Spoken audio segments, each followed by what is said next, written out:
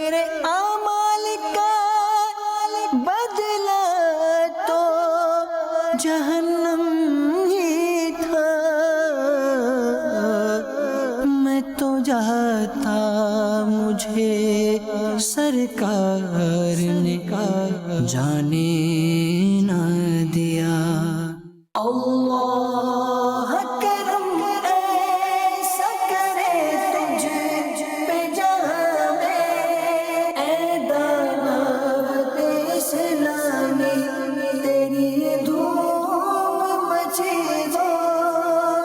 الحمدللہ رب العالمین والصلاة والسلام علی سید المرسلین، اما بعد فاعوذ باللہ من الشیطان الرجیم، بسم اللہ الرحمن الرحیم۔ پڑھیے الصلاۃ والسلام علیک یا رسول اللہ وعلی آلک واصحابک یا حبیب اللہ۔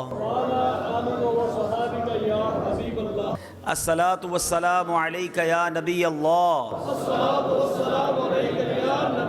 وعلی آلک واصحابک یا نور اللہ۔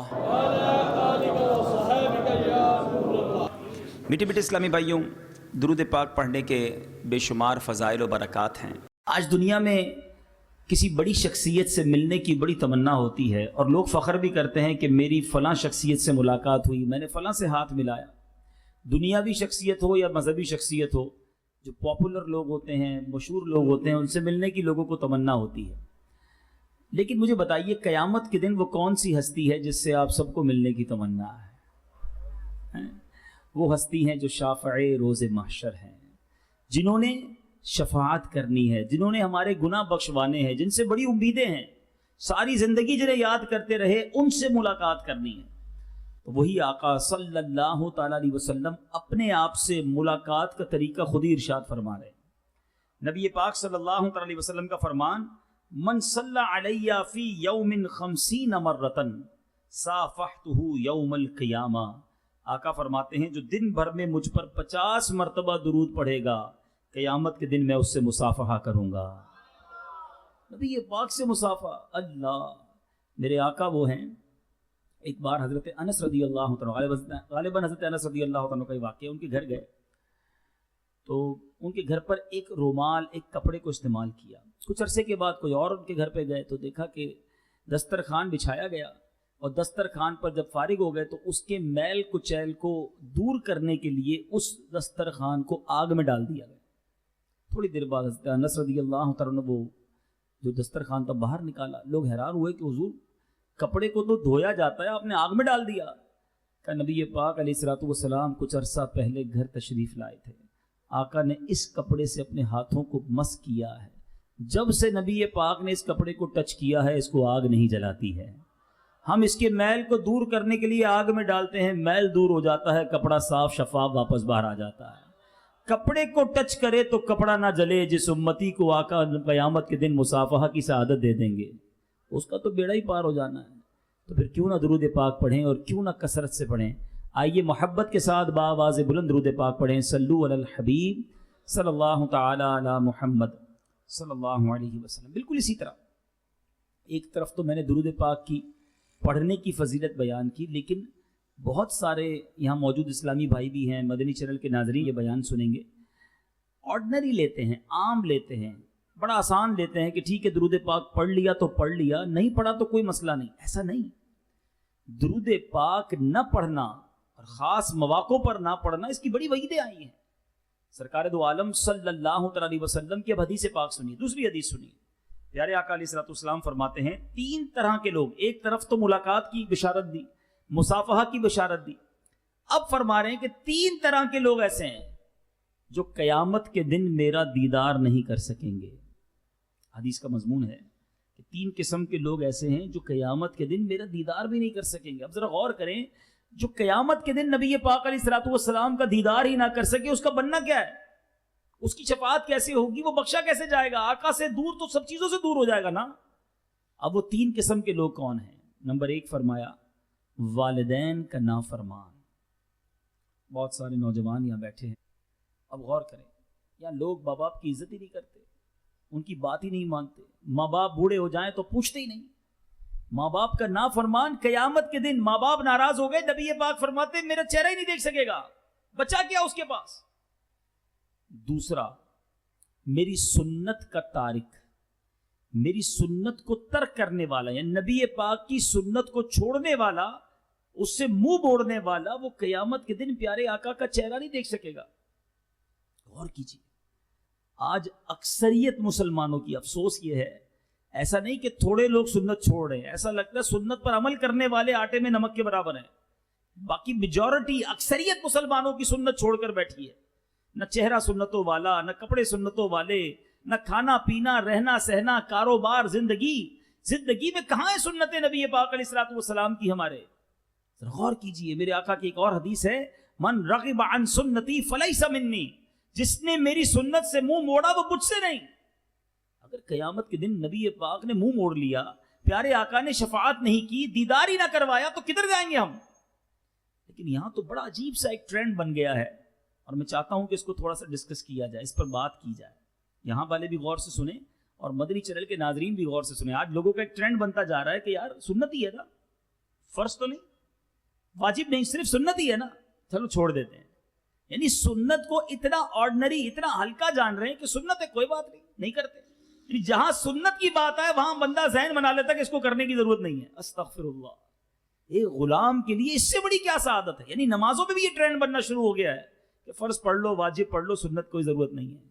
ارے نبی پاک کی ادا ہے، جس نبی کا کلمہ پڑھا ہے اس کا طریقہ ہے۔ اسی طرح اگر حج اور عمرے پر جائیں تو جو گئے حج عمرے پر وہ میری بات کو فوراً سمجھ جائیں گے کہ وہاں بھی جب کوئی حاجی کسی عمرے کرنے والے کو مسئلہ بتائیں کہ بھائی یہ نہ کرے، تو پہلا سوال یہ کرتا ہے یہ دم تو نہیں ہو جائے گا؟ اچھا دم نہیں ہوگا، صرف سنت ہی ہے، چلو پھر کوئی بات نہیں۔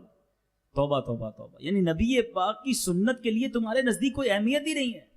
حالانکہ اگر غور کریں نا، سنت کیا ہے؟ پیارے آقا علیہ الصلوۃ والسلام کا طریقہ۔ اور اگر حج کے سفر کو دیکھیں نا تو حج کا پورا سفر ہی بزرگوں کے طریقے پر مشتمل ہے، ان کی یادوں پر مشتمل ہے۔ صفا مروہ کیا ہے پتہ ہے نا آپ کو؟ صفا مروہ پر کون دوڑی تھی؟ بی بی ہاجرہ دوڑی تھی۔ کس لیے دوڑی تھی؟ اپنے پیاسے بچے حضرت اسماعیل کی پیاس کے لیے، ان کے لیے پانی کی تلاش میں دوڑی تھی۔ لاجک تو یہ کہتی ہے، عقل تو یہ کہتی ہے آج کیوں دوڑتے ہیں؟ نہ ماں ہے نہ پیاسا بچہ ہے، بھئی اتنا دوڑنا ہے، اس کی بجائے طواف کر لو، قرآن پڑھ لو، ذکر اللہ کر لو، کیوں چلتے ہیں؟ نہیں، رب کریم کو اپنی پیاری بندی کی اس ماں کی ادا ایسی پسند آئی، کسی کا حج کمپلیٹ نہیں ہوگا جب تک صفا مروہ کے درمیان وہ نہیں دوڑے گا، کسی کا عمرہ پورا نہیں ہوگا جب تک سعی نہیں کرے گا۔ ارے کون سی ادا ہے یہ ایک ماں کی ادا ہے، بی بی ہاجرہ کی ادا ہے، اللہ والی کی ادا ہے، اور تم کہتے ہو سنت ہی ہے۔ چلیں اور آگے چلتے ہیں، ہم جناب جب جمرات کے سامنے پہنچتے ہیں، شیطان کے سامنے رمی کرتے ہیں، کیوں کرتے ہیں؟ کیا ہوا تھا ایسا؟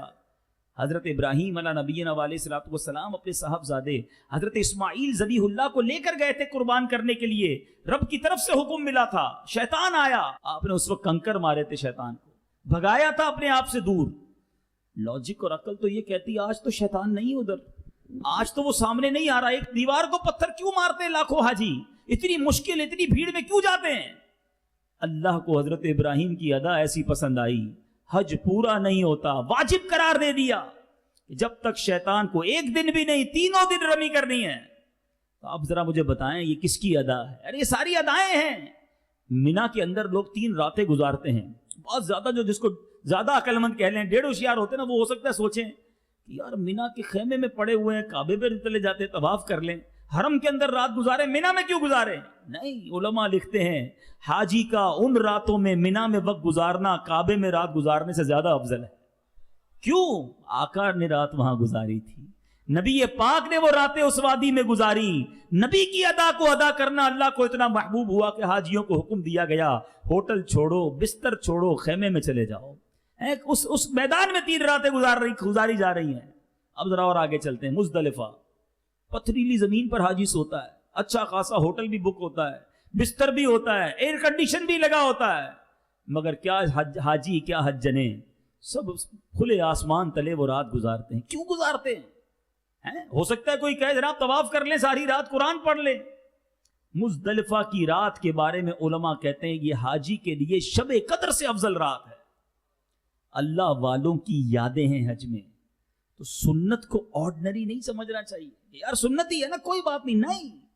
آپ نے سنا نبی پاک فرماتے ہیں کہ جو میری سنت کا تارک ہے, سنت ترک کرنے والا, قیامت کے دن میرا چہرہ بھی نہیں دیکھ سکے گا. تو اے نوجوانوں, یہ بال بناتے کیسا ہوں میں؟ اس ایکٹر جیسے بال بناتا ہوں, کپڑے میرے فلاں فٹ بالر جیسے, اچھا اسٹائل میرا فلاں شخصیت جیسا, سارے ادائیں دوسروں جیسی. ارے جس نبی کا کلمہ پڑا ہے اس کی اداؤں پر عمل کرو, ہر ادا پر 100 شہیدوں کا ثواب ملتا چلا جائے گا. نبی پاک کا فرمان ہے, حدیث کا مضمون ہے, فتنہ امت کے وقت جو میری ایک سنت کو زندہ کرے اللہ اسے 100 شہیدوں کا ثواب عطا فرماتا. پھر سنت سے دور زندگی گزارتے ہیں. آج کل تو حال ایسا ہو گیا, پہلے ہم بیرون ملک جاتے تھے تو یہ پرابلم ہوتا تھا کہ تھوڑا سا ڈیفیکلٹی ہوتی تھی بندے کو پہچاننے میں کہ یار پتہ نہیں مسلمان ہے کہ نہیں, کیونکہ کہیں سے بھی مسلمان نہیں دکھ رہا, نہ چہرہ, نہ بال, نہ کپڑے, نہ انداز. تو سوچ میں پڑ جائے کہ بندہ سلام کرے کہ نہیں کرے. مگر یہی بدقسمتی سے حال اب ہمارے وطن میں بھی ہوتا جا رہا ہے کہ کسی نوجوان, ماڈرن نوجوان سے ملاقات ہو تو سمجھ ہی نہیں پڑتی, پتہ نہیں مسلمان ہے کہ نہیں, سلام کریں کہ نہ کریں, کیونکہ کوئی بھی نشانی نہیں ہے اسلام والی. میری بات اگر سمجھ رہا ہے نا تو آج رات کو گھر جا کر آئینے کے سامنے کھڑے ہو جانا اور اپنے آپ سے پوچھنا یار اوپر سے لے کر نیچے تک میرے اندر کون سی نشانی ہے جو بتاتی ہے کہ میں نبی پاک کا امتی ہوں, میں سرکار علیہ الصلوۃ والسلام کا غلام ہوں. ہونا پتہ کیا چاہیے, مجھے بتانا نہ پڑے کہ میں مسلمان ہوں, میرا نام یہ ہے, میں ایسا بن جاؤں کہ لاکھوں کے درمیان مجھے کوئی دیکھے تو پہچان لے کس کا امتی ہے, کس کا غلام ہے. شاعر لکھتا ہے نا, فنا اتنا تو ہو جاؤں میں تیری ذات عالی میں, فنا اتنا تو ہو جاؤں میں تیری ذات عالی میں, جو مجھ کو دیکھ لے اس کو تیرا دیدار ہو جائے. اے میرے بیچ اسلامی بھائیوں, سنت کے تارک کو نبی پاک کا دیدار نصیب نہیں ہوگا. اور تیسرا حدیث 3 بندوں کے لیے تھی نا, پہلا ماں باپ کا نافرمان, دوسرا سنت کو تارک, سنت کو چھوڑنے والا, اور تیسرا میرے آقا نے فرمایا وہ شخص جس کے سامنے میرا ذکر ہو اور وہ درود پاک نہ پڑھے. اب ذرا غور کریں, نبی پاک کا نام نامی جب بھی سنیں صلی اللہ علیہ وسلم لازمی پڑھیں, الصلاۃ والسلام علیک یا رسول اللہ, یہ درود پاک, کچھ نہ کچھ درود ضرور پڑھیں. اور علماء کہتے ہیں اگر کوئی کسی محفل, کسی اجتماع میں گیا اور کئی بار سرکار علیہ الصلوۃ والسلام کا نام سنا تو اس کو چاہیے کہ بعد میں بھی کچھ درود پڑھ لیا کرے. زندگی میں روزانہ کچھ درود پڑھنے کا ٹائم رکھے, تاکہ اگر کسی اجتماع, کسی محفل میں پیارے آقا علیہ الصلوۃ والسلام کا نام سنا تھا اور درود نہیں پڑھ سکا تو یہ بعد میں پڑھا جانے والا درود پہلے درود کے قائم مقام ہو جائے. تو نیت کریں انشاءاللہ روزانہ کثرت کے ساتھ درود پاک پڑھیں گے. آئیے محبت کے ساتھ ایک بار با آواز بلند درود پاک پڑھ لیں. صلو علی الحبیب صلی اللہ تعالی علی محمد صلی اللہ علیہ وسلم. میٹھے اسلامی بھائیوں, آج کچھ بات کرتے ہیں ایمان کی جان کی. ایمان کی جان کیا ہے؟ ہر چیز کی ایک جان ہوتی ہے نا, جان نکال لے تو وہ چیز ہی ختم ہو جاتی ہے. ایمان, ہم سب ایمان والے کہلاتے ہیں, مگر ہمارے ایمان کی بھی ایک جان ہے, ایمان کی روح ہے, اور اگر وہ روح نکال لی جائے تو پھر ایمان ہی پورا نہیں ہوتا. اور وہ کیا چیز ہے؟ شاعر لکھتا ہے محمد کی محبت دین حق کی شرط اول ہے. محمد صلی اللہ تعالی علیہ وسلم کی محبت دین حق کی شرط اول ہے, اسی میں ہو اگر خامی تو سب کچھ نامکمل ہے. محمد کی محبت خون کے رشتوں سے بالا ہے, یہ رشتہ دنیاوی قانون کے رشتوں سے اعلیٰ ہے. عشق رسول جو ہے نا, نبی پاک علیہ الصلوۃ والسلام سے محبت, یہ ہمارے ایمان کی جان ہے. اعلیٰ حضرت لکھتے ہیں نا امام عشق و محبت, جان ہے عشق مصطفیٰ روز فزوں کرے خدا, جان ہے عشق مصطفیٰ روز فزوں کرے خدا, جس کو ہو درد کا مزہ ناز دوا اٹھائے کیوں. یہ ہماری ایمان کی جان ہے, اس کے بغیر ایمان کمپلیٹ نہیں ہوتا. سرکار دو عالم صلی اللہ علیہ وسلم نے فرمایا, اور بخاری شریف کی حدیث ہے, پیارے آقا علیہ الصلوۃ والسلام فرماتے ہیں لا یؤمن احدکم حتی اکون احب الیہ من والدہ وولدہ والناس اجمعین. نبی پاک فرماتے تم میں سے کوئی اس وقت تک کامل مومن نہیں ہو سکتا, کمپلیٹ ایمان اس کا ہو ہی نہیں سکتا. کب؟ جب تک نبی پاک فرماتے میں اس کے نزدیک اس کے والد، اس کے گھر بار اور تمام لوگوں سے زیادہ محبوب نہ ہو جاؤں۔ اب بتائیے اس کا مطلب کیا ہوا؟ ایمان مکمل کب ہوگا؟ جب پیارے آقا سے سب سے زیادہ محبت ہوگی۔ اور نبی پاک علیہ الصلوۃ والسلام کی حدیث سنیے، آقا فرماتے ہیں کسی چیز کی جو محبت ہوتی ہے نا، وہ اس کے عیب دیکھنے سے اندھا اور بہرا کر دیتی ہے۔ جس سے پیار ہو جائے اس کے عیب نظر نہیں آتا، یہ دنیا کا بھی دستور ہے۔ محبوب حسین ہی نظر آتا ہے، محبوب پیارا ہی نظر آتا ہے، محبوب کے بارے میں کچھ سننے کے لیے کان تیار نہیں ہوتے۔ اور یہی حال نبی پاک کے ساتھ ہمارا ہونا چاہیے۔ پیارے آقا تو ہیں ہی بے عیب، آقا پر عیب تو دور کی بات، گمانے عیب نہیں ہے، مگر بدقسمتی سے کچھ لوگ نبی پاک علیہ الصلوۃ والسلام کے بارے میں عجیب و غریب باتیں کرتے ہیں۔ ارے کیسا ایمان ہے تمہارا؟ دنیا میں کسی سے پیار ہو جائے تو بندہ کہتا میرے محبوب کے بارے میں کوئی بات نہ کرو، اور جب سرکار دو عالم جو ہیں ہی بے عیب، ایسے با کمال آقا ہیں کہ کمال مکمل جب ہوتا ہے جب نبی پاک کے قدموں کی حاضری دیتا ہے۔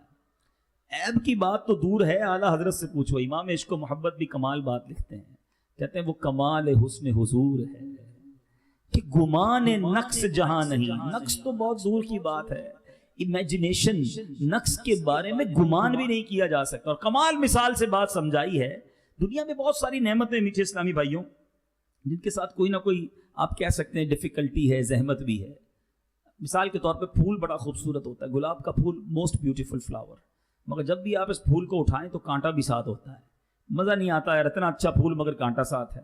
اسی طرح شمع جو ہے، موم بتی جس کو کہتے ہیں، گھر میں جلائیں بہت خوبصورت لگتی ہے، شمع محفل ہوتی ہے، مگر اس میں دھواں نکلتا ہے، مزہ نہیں دیتا، یار اتنی اچھی شمع ہے مگر دھواں ساتھ ہے۔ اعلیٰ حضرت کمال مثال دیتے ہیں، کہتے ہیں وہ کمال حسن حضور ہے کہ گمان نقص جہاں نہیں، یہی پھول خار سے دور ہے، یہی شمع ہے کہ دھواں نہیں۔ آقا پھول تو ہیں مگر خار ساتھ نہیں ہے، کانٹا نہیں۔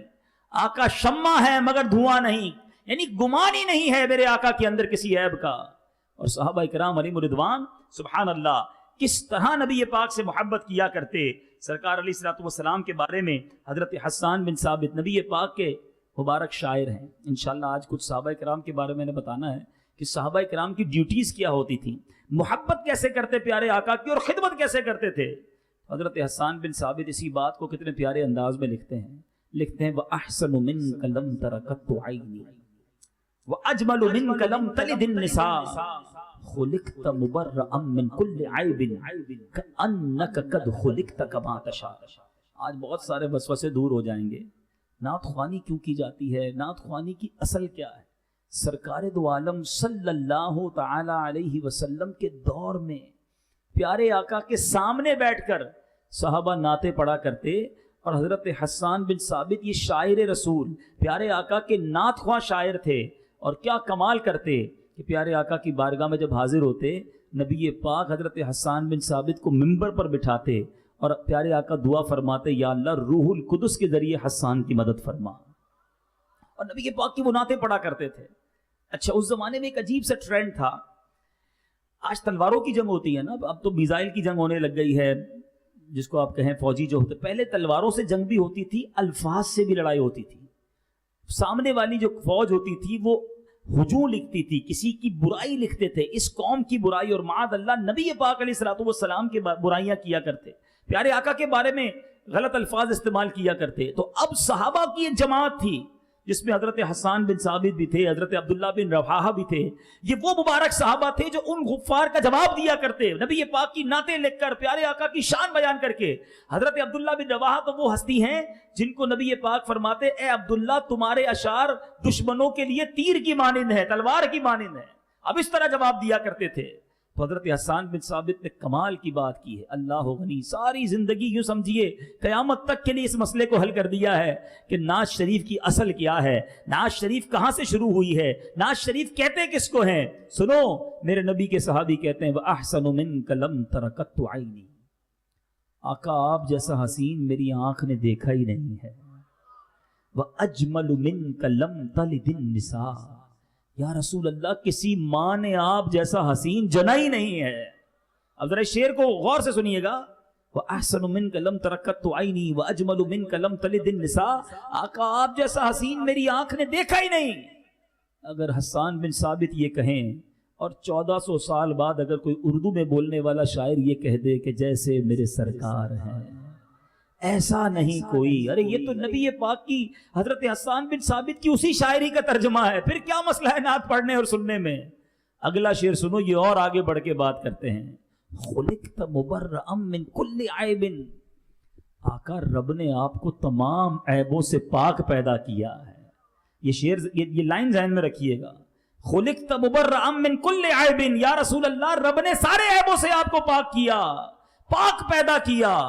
اور بریلی کا تاجدار اگر لکھ دے کہ وہ کمال حسن حضور ہے کہ گمان نقص جہاں نہیں، یہی پھول خار سے دور ہے، یہی شمع ہے کہ دھواں نہیں۔ ارے یہ تو حضرت حسان بن ثابت کی شاعری کا گویا ترجمہ سا نظر آ رہا ہے، مگر اگلی بات اللہ اکبر، بڑی گہری بات ہے، سمجھنے والی بات ہے۔ کیا لکھتے ہیں؟ کَأَنَّكَ قَدْ خُلِقْتَ كَمَا تَشَاءُ، آقا رب نے آپ کو ایسے بنایا جیسا آپ چاہتے تھے، آپ کی رضا کے مطابق آپ کو بنایا گیا۔ کتنی گہری بات ہے۔ جبھی تو امام عشق و محبت اعلیٰ حضرت لکھتے ہیں، خدا کی رضا چاہتے ہیں دو عالم، خدا کی رضا چاہتے ہیں دو عالم، خدا چاہتا ہے رضائے محمد، خدا کی رضا چاہتے ہیں دو عالم، خدا کی رضا چاہتے ہیں دو عالم، خدا چاہتا ہے رضائے محمد صلی اللہ علیہ وسلم۔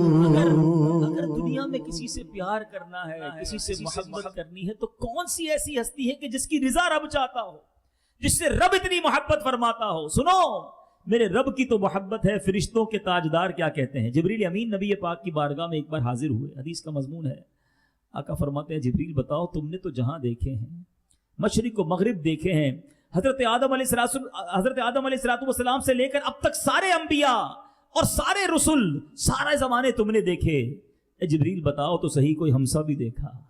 اللہ اکبر۔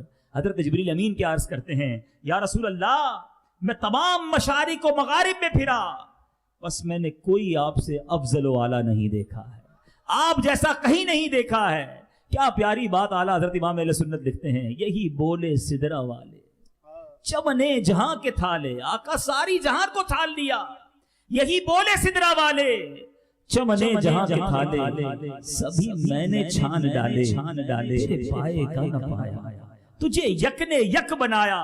آقا آپ کو آپ کے رب نے ایسا ہی بنایا کہ آپ جیسا کوئی اور نہیں ہے۔ اور جبریل امین تو نبی پاک سے کتنا پیار کیا کرتے، ذرا غور کیجئے، امام عشق و محبت کی نظر دیکھیے۔ ایک بڑی گہری اور انوکھی بات بتانے جا رہا ہوں۔ اگر آپ ہسٹری پڑھیں انبیاء کی تو ہر نبی کے پاس جبریل امین حاضر ہوئے، کسی کے پاس ایک بار، کسی کے پاس 2 بار، کسی کے پاس 10 بار، کچھ انبیاء کے پاس 30 بار۔ نبی پاک علیہ السلام کے پاس کتنی بار حاضر ہوئے آپ کو یہ معلوم؟ اچھا پہلے یہ تھوڑا کیلکولیشن کرتے ہیں، سرکار دو عالم صلی اللہ علیہ وسلم کے پاس پہلی بار جبریل امین کب حاضر ہوئے تھے؟ یہ تو شاید آپ کو پتا ہوگا۔ پہلی وحی کب نازل ہوئی تھی؟ جب نبی پاک کی عمر مبارک 40 سال تھی، ٹھیک ہے؟ 40 سال کی عمر میں پہلی ملاقات ہوتی ہے جبریل امین سے۔ دنیا میں کتنا عرصہ اختیار کیا میرے آقا نے اس دنیا کو؟ 63 سال۔ 40 نکال دیں تو کتنے بچ گئے؟ 23 سال۔ کبھی بیٹھ کے کیلکولیٹ کرنا، ایک سال میں دن کتنے ہوتے ہیں؟ 365۔ 10 سال کے ہو گئے 3650 دن، 20 سال کے تقریباً 7300 دن ہو گئے، باقی 3 سال کے اور دن 1000 ملا لیں، 8300 دن تقریباً اپروکسیمیٹلی۔ میرے آقا کی وہ زندگی مبارکہ، پہلی ملاقات جبریل امین سے لے کر دنیا سے پردہ فرمانے تک 8300 دن بنتے ہیں۔ پتہ ہے جبریل امین کتنی بار آئے؟ نبی پاک کی بارگاہ میں ایک روایت کے مطابق 24000 مرتبہ حاضری دی ہے۔ اگر ایوریج کریں نا، اچھا کئی دن تو آئے نہیں، کئی دن گیپ آیا، اگر پھر بھی ایوریج کریں تو روزانہ 3 سے زیادہ بار۔ اچھا سدرۃ المنتہا کہاں ہے؟ پہلا آسمان نہیں، دوسرا نہیں، تیسرا نہیں، 7ویں سے بھی اوپر۔ سدرۃ المنتہا سے بار بار کیوں آتے تھے؟ اتنی بار کیوں آتے تھے؟ ہم یہ معمہ ہم تو حل نہیں کر سکتے، مگر عاشقوں کا امام بتاتا ہے وجہ کیا تھی ہے۔ یہ وجہ یہ تھی کہ نبی پاک کو بن دیکھے قرار ہی نہیں آتا تھا۔ ایک بار جلوہ مصطفیٰ کیا دیکھ لیا، اب سدرہ پہ چین نہیں لگتا تھا، اب سدرہ پہ دل نہیں لگتا تھا۔ بے لکھائے یار ان کو چین آ جاتا اگر، لکھا کہتے ملاقات، اگر نبی پاک سے ملاقات کے بغیر انہیں چین آ جاتا، بے لکھائے یار ان کو چین آ جاتا اگر، بار بار آتے نہ یوں جبریل سدرہ چھوڑ کر۔ ارے کیوں چھوڑ کر سدرہ آتے تھے؟ کہ نبی پاک سے ملے بغیر چین نہیں آتا تھا۔ بے لقائے یار ان کو چین آ جاتا اگر، بار بار آتے نہ یوں جبریل سدرہ چھوڑ کر، بار بار آتے نہ یوں جبریل سدرہ چھوڑ کر۔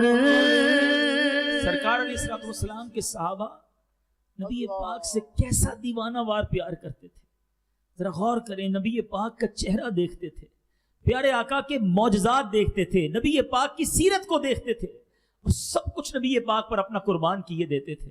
میرے آقا نے کیسی بشارت دی صحابہ کرام کو، الصحابی کالنجوم، صحابی کالنجوم فبأیہم اقتدیتم اہتدیتم۔ آقا فرماتے میرے صحابہ ستاروں کی مانند ہیں، جس کی بھی اقتدا کرو گے ہدایت پا جاؤ گے۔ یہ ستارے کیسے تھے سنو۔ صحابہ کرام نے آپس میں ڈیوٹیاں باندھی ہوئی تھی۔ حضرت انس بن مالک رضی اللہ تعالیٰ عنہ یہ نبی پاک کے سب سے مشہور اور ممتاز خادم ہیں۔ انہوں نے 10 برس تک مسلسل سفر و حضر میں پیارے آقا علیہ السلام کی خدمت کا ایسا وفادارانہ شرف حاصل کیا کہ نبی پاک نے خاص طور پر حضرت انس بن مالک کے لیے دعا فرمائی، اللہم اکثر مالہ وولدہ وادخلہ الجنہ، اے اللہ اس کے مال میں اولاد میں برکت اور کثرت عطا فرما اور جنت میں اس کو داخل فرما۔ حضرت انس کہتے ہیں نبی پاک کی 2 دعائیں تو میں دیکھ چکا ہوں، 2 دعاؤں کا ثمرہ، 2 دعاؤں کا رزلٹ میرے سامنے ہے کہ ہر شخص کا سال میں باغ 1 بار پھل دیتا ہے، میرے باغ میں 2 بار پھل لگتا ہے۔ آقا کے خادم ہے نا، اور زبان مصطفیٰ سے دعا نکلی ہے۔ کس کی دعا سنو، میرا امام کیا کہتا ہے۔ بریلی کے تاجدار لکھتے ہیں، اجابت کا صحرا عنایت کا جھوڑا دلہن بن کے نکلی دعائے محمد، اجابت نے جھک کر گلے سے لگایا بڑی ناز سے جب دعائے محمد۔ آقا دعا فرمائے، رب کیسے قبول نہ فرمائے۔ اللہ اکبر، 2 بار باغ میں پھل لگتا ہے۔ اور اللہ پیارے آقا نے دوسری دعا کیا دی، اولاد میں برکت عطا فرما۔ فرماتے ہیں میری اولاد کی تعداد 106 ہے، جن میں 70 لڑکے ہیں اور باقی لڑکیاں ہیں۔ اللہ نے اولاد میں ایسی برکت دی۔ کہتے 2 دعاؤں کی قبولیت دیکھ لی ہے، تیسری دعا کی قبولیت کا انتظار ہے، اور اللہ سے امید ہے کہ رب کریم مجھے جنت میں بھی داخلہ عطا فرمائے گا۔ اسی طرح حضرت ربیعہ بن کعب اللہ اکبر رضی اللہ تعالیٰ عنہ، نبی پاک کے لیے وضو کی خدمت کرانے کی ان کی ذمہ داری تھی۔ پیارے آقا کو پانی پیش کرتے، نبی پاک کو وضو کرواتے، پانی اور مسواک کا انتظام آپ کے ذمہ تھا۔ اور نبی پاک علیہ السلام نے انہیں کیسی بشارت دی، آپ کو واقعہ یاد ہوگا۔ ایک دن تہجد کا وقت ہے، پانی لے کر کھڑے ہیں، نبی پاک بہت خوش ہوئے، فرمایا سل ربیعہ، اے ربیعہ مانگ کیا مانگتا ہے۔ اللہ اکبر، علماء نے اس پر بڑی بحث کی کہ نبی پاک کا یہ براہ راست کہنا سل یا ربیعہ، اے ربیعہ مانگ کیا مانگتا ہے، یہ اس بات پر دلالت کرتا ہے کہ ربیعہ جو مانگتے نبی پاک وہ عطا فرماتے۔ اللہ نے اتنی اتھارٹی دی تھی نبی پاک کو کہ جو مانگتے دنیا اور آخرت میں میرے آقا کو رب نے اپنے خزانوں کا مالک بنایا، کنجیاں عطا کی ہیں۔ نبی پاک کا یہ اتھارٹی کے ساتھ کہنا مانگ ربیعہ کیا مانگتا ہے۔ اللہ اکبر، حضرت ربیعہ کی قسمت پر ہماری جانیں قربان، کہتے یا رسول اللہ جنت میں آپ کا ساتھ مانگتا ہوں۔ یہاں بھی وضو کروا رہے ہیں، یہاں بھی خدمت کر رہے ہیں، مگر چین نہیں آتا۔ نبی پاک سے عرض کرتے آقا جنت میں آپ کا ساتھ۔ میرے آقا نے انہیں جنت کی بشارت بھی عطا فرمائی۔ ایک اور صحابی حضرت عبداللہ ابن مسعود، یہ فقہا صحابہ میں شمار ہوتا ہے، بڑے علماء صحابہ میں شمار ہوتا ہے، مگر آپ کا کام کیا تھا دیکھو، جس میں ذرا سی عقل تھی دیوانہ ہو گیا۔ اتنا بڑا نام ہے حضرت عبداللہ ابن مسعود رضی اللہ تعالیٰ عنہ کا. ڈیوٹی کیا تھی؟ نبی پاک کے نالین شریف سنبھالا کرتے تھے. پیارے آقا کا وضو کا برتن اور مسواک اپنے پاس رکھتے. سفر و حضر میں ہمیشہ یہ خدمت کیا کرتے. حضرت عقبہ بن عامر رضی اللہ تعالیٰ عنہ یہ نبی پاک کی سواری کا جو خچر ہوتا تھا، یہ سواری ہوتی تھی، اس کی لگام تھاما کرتے تھے. قرآن مجید اور فرائض کے علوم میں بہت ہی ماہر تھے. اعلیٰ درجے کے خطیب اور شعلہ بیان شاعر تھے. اے میرے میٹھے اسلامی بھائیوں، اسی طرح حضرت ابو ذر غفاری بہت بڑے صحابی، ان کی کیا خدمت ہوتی تھی کہ نبی پاک کے خاص خادم تھے. اب آئیے میرے میٹھے اسلامی بھائیوں کچھ بات کرتے ہیں پیارے آقا علیہ الصلوۃ والسلام کے شعراء صحابہ کی. میں نے ویسے تو بیان کے شروع میں بیان کیا کہ حضرت حسان بن ثابت، حضرت عبداللہ بن رواحہ، سبحان اللہ، حضرت کعب بن مالک انصاری، یہ بھی جنگ تبوک میں شریک نہ ہونے کی وجہ سے معتوب ہوئے تھے، مگر ان کی توبہ قبولیت، قرآن مجید میں ان کی توبہ کی قبولیت نازل ہوئی. یہ بھی پیارے آقا علیہ الصلوۃ والسلام کے دور کے یہ بھی صحابی. حضرت حسان بن ثابت کے بارے میں آپ نے سنا، حضرت عبداللہ بن رواحہ کے بارے میں سنا. اب پیارے آقا کے موذنین کون تھے؟ نبی پاک کے دربار کے 4 موذنین بڑے مشہور ہوئے. ایک تو حضرت بلال حبشی رضی اللہ تعالیٰ عنہ، دوسرے حضرت عبداللہ ابن مکتوم رضی اللہ تعالیٰ عنہ. یہ نابینا صحابی تھے، اور یہ دونوں یعنی حضرت بلال، حضرت عبداللہ ابن مکتوم، یہ دونوں مسجد نبوی شریف کے مؤذن تھے. حضرت سعد بن عائز یہ مسجد قباء کے مؤذن تھے. حضرت ابو محذورہ یہ مکہ مکرمہ میں مسجد حرام میں اذان دیا کرتے. صحابہ کی کیٹیگریز ہیں، صحابہ کی ڈیوٹی ہوتی تھی. مگر صحابہ کا عشق رسول کیسا تھا؟ ایک بار حدیبیہ کا موقع ہے. اب کفار پریشان تھے کہ اتنی بڑی تعداد میں مسلمان آئے ہیں. حدیبیہ مکہ پاک کے بہت قریب ہے، میرا خیال ہے شاید 70-80 کلومیٹر سے قریب ہے. اب وہاں آ کر مسلمانوں نے پڑاؤ ڈالا اور بڑی تعداد میں مسلمان تھے، بڑے بڑے صحابہ بھی ساتھ تھے. تو کفار نے اس زمانے میں، بعد میں وہ ایمان لائے، حضرت عروہ بن مسعود ان کو بھیجا. اب آئیے میرے میٹھے اسلامی بھائیوں، انہوں نے کیا دیکھا؟ وہ کہتے ہیں کہ میں جب ان کی پیارے آقا علیہ الصلوۃ والسلام کی بارگاہ میں گیا، میں نے صحابہ کرام کو نبی پاک کی بے پناہ تعظیم کرتے دیکھا. میں نے دیکھا کہ یہ وضو کا پانی، میرے آقا وضو فرماتے یہ پانی لینے کے لیے لڑ پڑتے ہیں، پانی کی ایک ایک بوند اپنے ہاتھوں پہ لیتے ہیں. یہ فرمایا، کہتے دہن مبارک یا بینی مبارک میرے آقا کلی فرمائیں. تو صحابہ کرام اس پانی کو بھی ہاتھوں میں لے کر اپنے چہرے پر مل لیتے ہیں. آپ علیہ الصلوۃ والسلام کا بال کوئی بھی جس میں اثر سے جدا ہو، اس کے حصول کے لیے جلدی کرتے ہیں. جب پیارے آقا انہیں کوئی حکم دیتے تو یہ صحابہ بڑی جلدی اس کی تعمیل کرتے. جب نبی کریم گفتگو فرماتے تو آپ صلی اللہ تعالی علیہ وسلم کے سامنے خاموش رہتے اور پیارے آقا کی طرف کوئی آنکھ اٹھا کر نہ دیکھتا. یہ عروہ بن مسعود واپس گئے، کفار مکہ کو جمع کیا، قریش کے بڑے بڑے سرداروں کو جمع کیا، اور وہاں جا کر کہتے ہیں اے گروہ قریش، میں بڑے بڑے متکبر اور بڑے بڑے بادشاہوں کے درباروں میں گیا ہوں، ان کی مجلسوں میں رہا ہوں، میں نے کیسر و کسریٰ کو بھی دیکھا ہے، مگر ایسی خدمت اور ایسی تعظیم میں نے کسی بادشاہ کے غلاموں کی نہیں دیکھی جیسی محمد عربی صلی اللہ تعالی علیہ وسلم کے صحابہ ان کے ساتھ کرتے ہیں. ایک بات یاد رکھنا، یہ قوم وہ ہے جو اپنے نبی کو تنہا نہیں چھوڑے گی، یہ ان کے لیے اپنی جانیں قربان کر دیں گے. بعد میں حضرت عروہ بن مسعود کلمہ پڑھ کر مسلمان بھی ہو گئے. یہ انداز تھا. صحابہ کرام اس قدر محبت کیا کرتے. میرے بیچ اسلامی بھائیوں، کس عشق رسول کی داستان کو بیان کیا جائے. غزوہ احد کا موقع، مگر احد کے میدان میں بڑی قربانیاں دی گئیں. خود نبی پاک علیہ الصلوۃ والسلام کے مبارک چچا حضرت حمزہ رضی اللہ تعالیٰ عنہ کو کس طرح شہید کیا گیا کہ آپ کے جسم کے اعضاء کو نکال کر چبایا گیا. نبی پاک بڑے غمزدہ ہوئے تھے، آنکھوں سے آنسو کے دھارے بڑھ گئے تھے جب حضرت حمزہ رضی اللہ تعالیٰ عنہ شہید ہوئے. مگر یہ غزوہ بڑا عجیب ہے، اس میں کس واقعے کی بات کروں، کس میرے میٹھے اسلامی بھائیوں قربانی کی بات کی جائے. حضرت حنظلہ رضی اللہ تعالیٰ عنہ 17 دن پہلے شادی ہوئی ہے، رات کو سوئے ہیں، اپنی زوجہ کے ساتھ ہیں. اعلان کیا جاتا ہے کہ اسلام کو قربانی کی ضرورت ہے. آپ صبح اٹھتے ہی بغیر غسل کیے میدان احد کی طرف چلے جاتے ہیں اور لڑتے لڑتے شہید ہو جاتے ہیں. جب لاشیں جمع کیے جا رہے تھے، حضرت حنظلہ کا لاشا نہ ملا. کہاں گئے؟ نبی پاک علیہ الصلوۃ والسلام نے فرمایا حنظلہ کو فرشتے آسمانوں پر لے کر گئے، ان کا غسل آسمانوں پہ دیا جا رہا ہے. تھوڑی دیر بعد آپ کی لاش زمین پر آتی ہے، آپ کے بالوں سے پانی کے قطرے ٹپک رہے ہیں. اور کس قربانی کی بات کریں، اللہ اکبر. حضرت مصعب بن عمیر رضی اللہ تعالیٰ عنہ، یہ وہ شہزادے ہیں جب یہ مکہ مکرمہ میں تھے، بہت امیر خاندان سے تعلق تھا.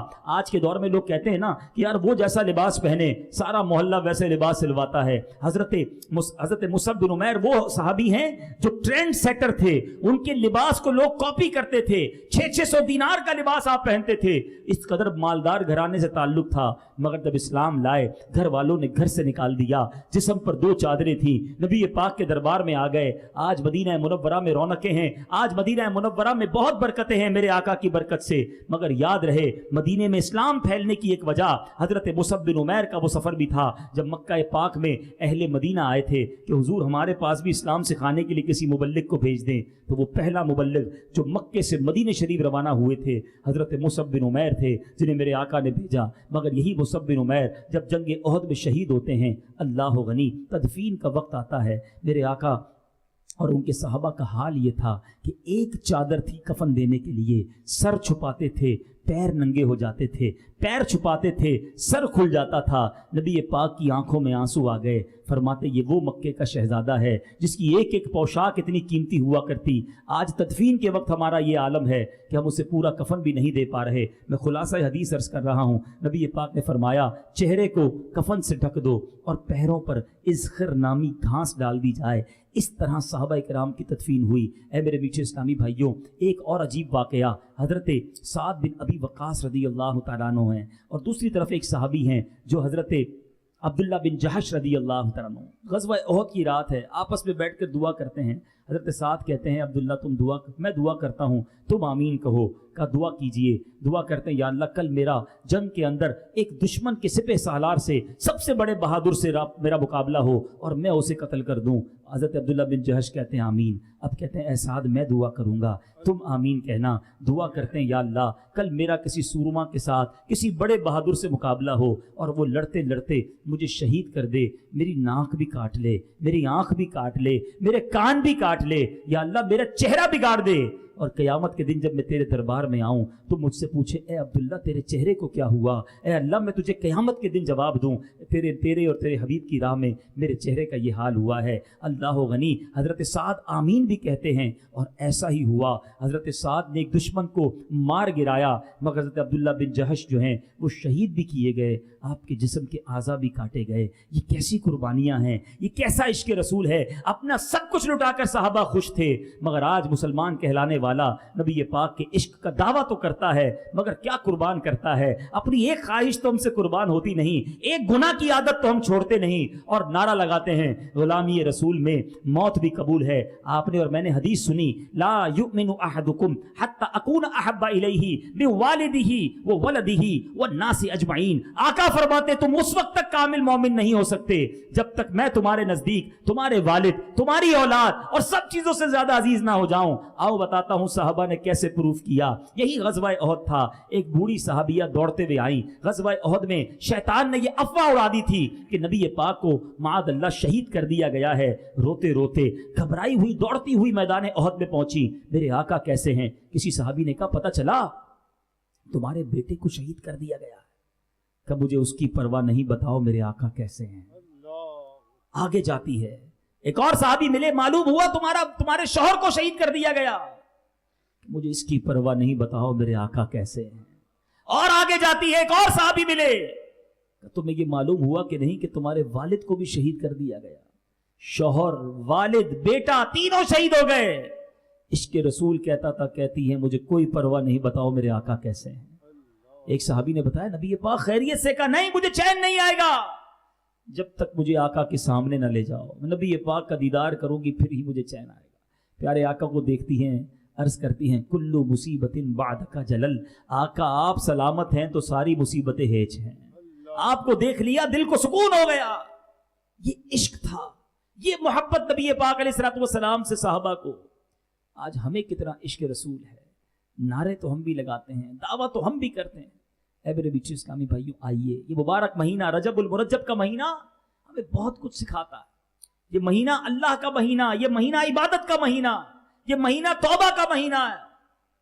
अब रजब के बारे में अल्लामा सफौरी रहमतुल्लाहि तआला अलैह कमाल की बात लिखते हैं कि रजब बीज बोने का महीना है, शाबान उन बीजों पर पानी डालने का महीना है, और रमजान फसल काटने का महीना है। फरमाते जो रजब में इबादत का बीज नहीं बोता, शाबान में उन बीजों पर आंसुओं से आबियारी नहीं करता, तो रमजान में रहमत की फसल कैसे काटेगा। तो मेरे बीच इस्लामी भाइयों, अगर मस्जिदों से कनेक्शन कमजोर हो गया है, ذکر اللہ اور ذکر رسول صلی اللہ تعالی علیہ وسلم سے کچھ دوری ہو گئی ہے، تو یہ وقت آیا ہے کہ آؤ اللہ نے پھر رجب عطا کیا ہے، توبہ کریں، عبادت کریں، نبی پاک کی سنتوں پر عمل کریں۔ عشق رسول کا دعویٰ کرنے والا یہ کیسا عاشق ہے کہ نبی پاک کی سنتوں سے دور زندگی گزار رہا ہے؟ کیا نبی پاک کا عاشق بھی حرام کماتا ہے؟ کیا نبی پاک سے محبت کرنے والا بھی جھوٹ بولتا ہے؟ کیا پیارے آقا سے محبت کرنے والا جناب کسی کو دھوکہ دیتا ہے، کسی پر ظلم کرتا ہے؟ کیا نمازیں چھوڑے گا؟ آقا فرمائے نماز میری آنکھوں کی ٹھنڈک ہے۔ نبی پاک کے عشق کا دعویٰ کرنے والا فجر میں بھی سویا، ظہر میں بھی غائب، عصر مغرب بھی چلی گئی، عشاء کی بھی فکر نہیں۔ یہ کیسا عاشق رسول ہے؟ خواجہ صاحب کے چاہنے والے امیدیں یہاں بیٹھے ہوں گے، پچھلے دنوں خواجہ صاحب کی چھٹی منائی، بہت اچھی بات ہے۔ خواجہ خواجگان تو وہ ہستی ہیں جو روزانہ 2 قرآن پاک پڑھا کرتے تھے۔ میں خواجہ کا غلام، چھٹی منانے والا، پورا سال ہی قرآن نہ پڑھیں، یہ کیسی خواجہ صاحب سے محبت ہے؟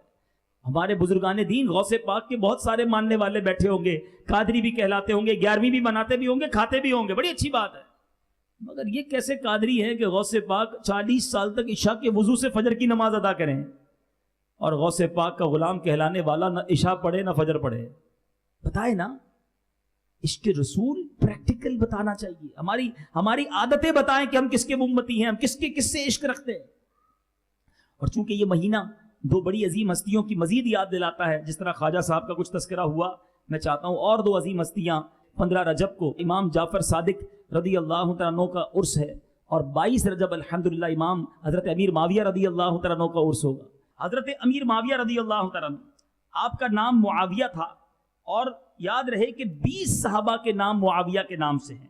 اچھا، آپ رضی اللہ تعالیٰ عنہ پیارے آقا کی بعثت سے 5 سال قبل جو ہے آپ کی ولادت ہوئی۔ حضرت امیر معاویہ دکھنے میں کیسے تھے؟ سبحان اللہ، آپ کے بارے میں آتا ہے کہ آپ کا رنگ سفید، خوبصورت اور شخصیت روبدار تھی، سر اور داڑھی مبارک میں مہندی لگایا کرتے، اور اس کے رنگ کے سبب ایسا محسوس ہوتا کہ ان کی داڑھی سونے کی ہے، اتنے خوبصورت دکھتے تھے۔ اچھا، آپ رضی اللہ تعالیٰ عنہ کا عشق رسول بھی کیسا تھا، خوف خدا بھی کیسا تھا، نمازوں کی پابندی کیسے تھی؟ حضرت امیر معاویہ سے محبت تو ہم سب کو ہے، ان کی طریقے پر کون عمل کرتا ہے؟ ایک بار فجر میں ان کو کسی نے جگایا، آپ اٹھے، کہیں دائیں دیکھا کہیں بائیں دیکھا، تو نظر کوئی نہیں آیا۔ آپ نے کہا کون ہے جس نے مجھے جگایا؟ کہا میں شیطان۔ کہا شیطان کا کام کب سے ہو گیا نماز کے لیے جگانا؟ شیطان تو سلاتا ہے۔ کہا حضور اس لیے جگایا ہے کہ کچھ دنوں پہلے آپ کی جو ہے وہ جماعت چلی گئی تھی، اور آپ نے اس قدر خوف خدا سے آپ روئے، اس قدر آپ نے اللہ تبارک و تعالیٰ کی بارگاہ میں گریہ بازاری کی کہ اللہ تبارک و تعالیٰ نے آپ کو 700 نمازوں کا ثواب عطا فرمایا۔ میں نے دیکھا آج بھی آپ نہیں اٹھے، اٹھا دوں ورنہ پھر آپ نے رونا ہے، اور اس کے بعد 700 نمازوں کا ثواب کما لینا ہے۔ آپ اٹھ کے ایک ہی پڑھ لیں، یہی میرے لیے کافی ہے۔ اتنا مردود ہے شیطان کہ ہمارے کسی نیکی کے کام میں وہ ہمارا فائدہ نہیں چاہتا، وہ نقصان نہیں چاہتا ہے، مگر ہم شیطان کی باتوں میں آ جاتے ہیں۔ اور آپ کا عشق رسول کیسا تھا، نبی پاک سے محبت کا عالم کیا تھا؟ پہلے سادگی سن لیں کہ ایک بار ایسا ایک صحابی کہتے ہیں میں نے حضرت امیر معاویہ کو خچر سوار دیکھا، اور آپ کے ساتھ خادم بھی سوار تھا، خادم بھی ساتھ بٹھایا ہوا تھا۔ حضرت امیر معاویہ نے جو قمیص زیب تن کی تھی اس حالت میں کہ جس میں پیوند لگے ہوئے تھے، اور آپ بازار دمشق کا دورہ کر رہے تھے۔ امیر المومنین، اس زمانے کے صدر کہہ لیں، بادشاہ کہہ لیں، مگر پیوند زدہ قمیص پہن کر بازار کا دورہ کر رہے، ایسے سادہ۔ اور جب آپ کا وصال ہوتا ہے تو آپ کا کفن کیسا تھا کہ آپ کے پاس نبی پاک کا ایک کرتا موجود تھا، ایک تہبند اور ایک چادر، اور پیارے آقا کے چند موئے مبارک تھے۔ آپ نے وفات کے وقت یہ وصیت فرمائی کہ ان مقدس کپڑوں میں مجھے کفن دیا جائے، اور موئے مبارک اور جو ناخن شریف ہے میرے آقا کے میرے منہ اور ناک پر رکھ دیے جائیں، میرے سینے پر پھیلا دیے جائیں، اور مجھے ارحم الراحمین کی رحمت کے سپرد کر دیا جائے۔ یہ صحابہ، یہ ان کی محبت نبی پاک سے۔ رب کریم ان تمام ہستیوں پر اپنی کروڑوں انوار و تجلیات کی بارش برسائے، اور ہمیں صحابہ کرام کی برکتیں عطا فرمائے، حضرت امام جعفر صادق کی بھی برکتیں ہمیں کو عطا فرمائے۔ میں آپ سب سے گزارش کروں گا، اے میرے میٹھے اور پیارے اسلامی بھائیوں، آج کچھ بات، یقیناً عشق رسول ایک ایسا موضوع ہے جتنی بات کی جائے وہ بات کم ہے۔ صحابہ کرام کے اتنے واقعات ہیں، نبی پاک کے حسن پر بات کی جائے تو بات پوری نہیں ہوتی، ہو بھی کیسے سکتی ہے۔ شاعر لکھتے ہیں نا، زندگیاں ختم ہوئیں اور قلم ٹوٹ گئے، آقا تیرے اوصاف کا ایک باب بھی پورا نہ ہوا۔ دلدار بڑے آئے محبوب بڑے دیکھے جو دیکھے سبھی ان کے قدموں میں پڑے دیکھے ارباب نظر کو کوئی ایسا نہ ملے گا بندے تو بہت مل جائیں گے پر آقا نہ ملے گا تاریخ اگر ڈھونڈے گی ثانی محمد ثانی تو بڑی چیز ہے سایہ نہ ملے گا اللہ تم کریم ساتوں ہنسیاں دیکھا نہیں کوئی یہ شان لطافت کے سایہ نہیں کوئی جیسے سرکار سب مل کر بولو جیسے میرے سرکار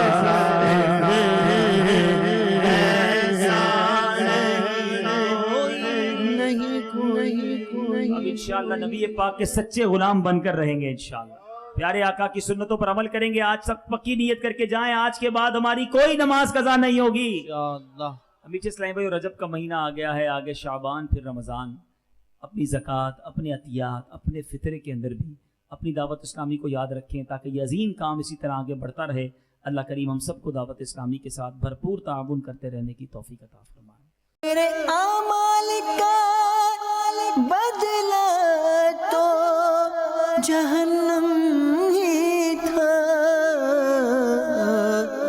میں تو جاتا مجھے سرکار نے جانے